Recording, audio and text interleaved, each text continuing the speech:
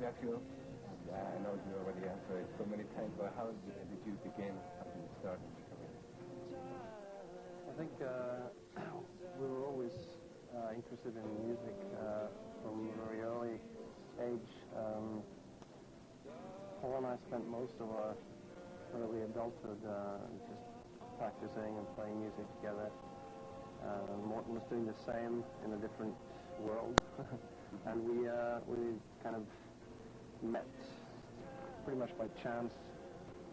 We released a couple of albums and did some concerts around the time of 16, 17 years old. That's around when we met up.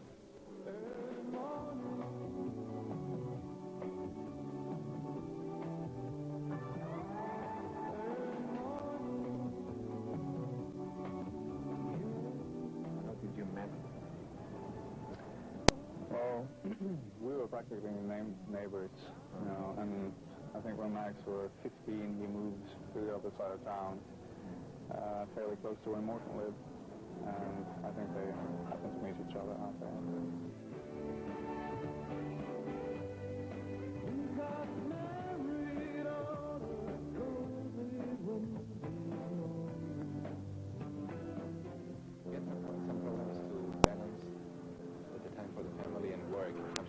Oh, no, you never solve it by being alert.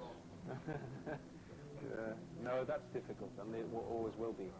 But you have to, there is a working aspect to our life, obviously, with the music, as well as it being a trip, in a sense, of the mind and, of your interests, your devotion to the music obviously plays an important part, but there is a working aspect as well, and we have to accept that. Our family has to accept it as well as we. So. And your family lives in Norway? They're all in Norway? Well, Mags lives in Norway, so his family is there. Mine is in England, and Paul in New York. You are separated. Yeah. Divorced. Just for simplicity, we have make it easy. Yeah.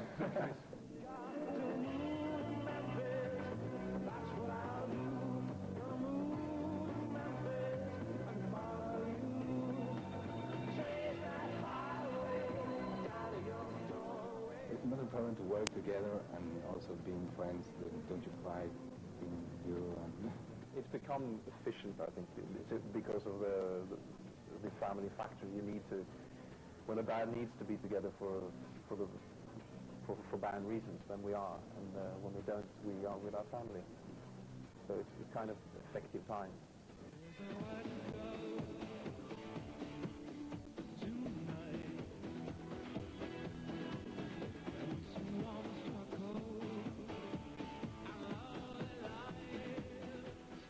It's not hard to face a big crowd. Axel Rose, for example, said that he needs hours of therapy before facing a big crowd. Well, you do that. Yeah. I think we need therapy to face a small crowd. I mean, that's our...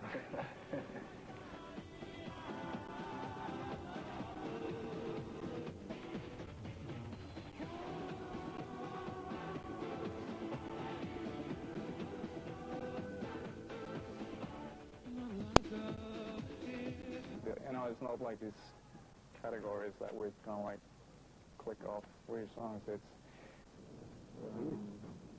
an emotional trip, for us as well as for whoever wants to listen to it and respond to it. It's not designed for someone else.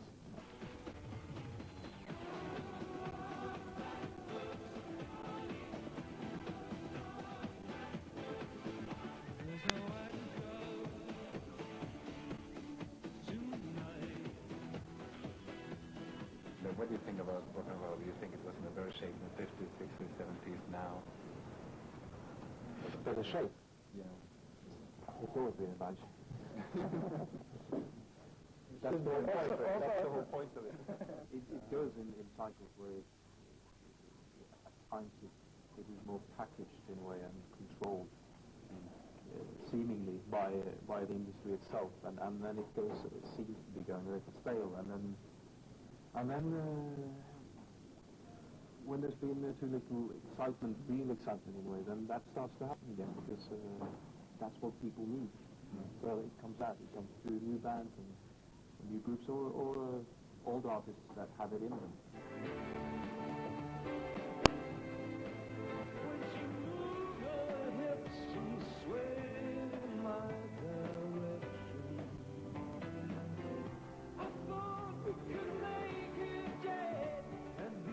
Which singers and decades influence you the most? Which singers and decades the music influence you the most? Well, definitely the 60s, in terms of what we grew up listening to and what we got really attached to. People like Jimi Hendrix, Doors, anything basically, or most things from the 60s. But there's, you know, it's hard to say now. I mean, for every record we've made, there's always been like 4 or 5 key records that we've been listening to and saying, look what these guys have done, you know, check this out, this is what's going on around us, and kind of relate to in terms of just for an inspirational purpose, you know. This is the vibe. But I only listen to the national anthems, so I'm been a big input. Big one.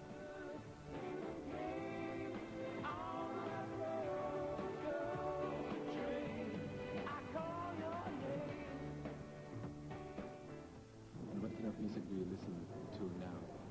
Or do you listen to right now? no, we had 2 years of that. That's for other people to do.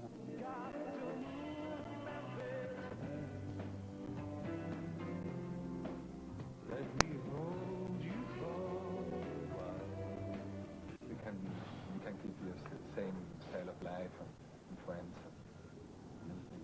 That you learn to live life with these things happening around you, and that takes a while. But we have sort of been through that. I think we're kind of established with respect to that.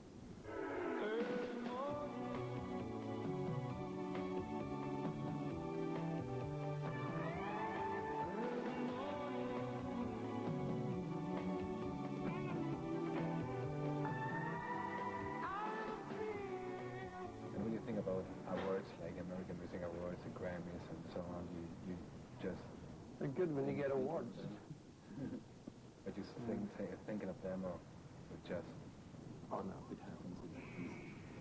You never think of...